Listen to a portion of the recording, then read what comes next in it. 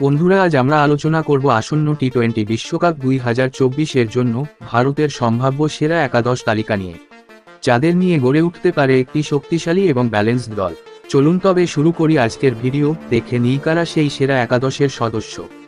Batsman হিসেবে যারা থাকবেন তাদের নাম: যশস্বী জয়সওয়াল। যশস্বী জয়সওয়ালের আইপিএল 2024 দুর্দান্ত ছিল না, তবে তিনি টি-20 বিশ্বকাপে ভারতের হয়ে একটি বড় ভূমিকা পালন করবেন বলে আশা করা হচ্ছে। রোহিত শর্মা। ভারতীয় দলের captain Rohit Sharma ICC trophy জিততে মরিয়া এবং তার কাঁধে একটি বড় দায়িত্ব থাকবে।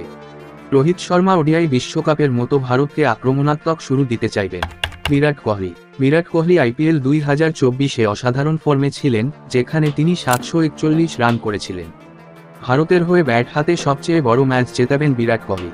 সূর্যকুমার যাদব। সূর্যকুমার যাদব টি-20 ক্রিকেটের অন্যতম সেরা খেলোয়াড় এবং টি-20 বিশ্বকাপে ভারত তার কাছ থেকে অনেক আশা রাখবে। ঋষভ পান্ত। উইকেটরক্ষকের ভূমিকার জন্য ঋষভ পান্ত এবং সঞ্জু স্যামসনের মধ্যে প্রতিদ্বন্দ্বিতা হবে, তবে ঋষভ তার ম্যাচ জয়ের প্রমাণাদি প্রমাণ করেছেন, তাই তাকে পছন্দ করা হবে। অলরাউন্ডার যারা থাকবে তাদের নাম: হার্দিক পান্ডিয়া। হার্দিক পান্ডিয়া আইপিএলে ভালো না করলেও ভারতীয় দলে ফিরে তিনি ভালো করবেন বলে আশা করা হচ্ছে।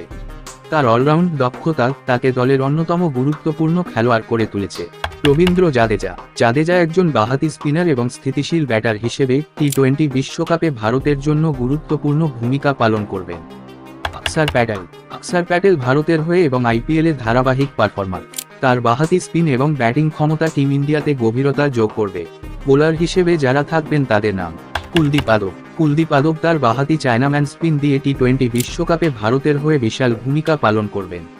জাসপ্রীত বুমরাহ। জাসপ্রীত বুমরাহ বিশ্ব ক্রিকেটের সেরা পেসারদের একজন এবং ভারতের পেস আক্রমণের নেতৃত্ব দেবেন। মোহাম্মদ সিরাজ। বুমরাহকে সঙ্গী করবেন মোহাম্মদ সিরাজ।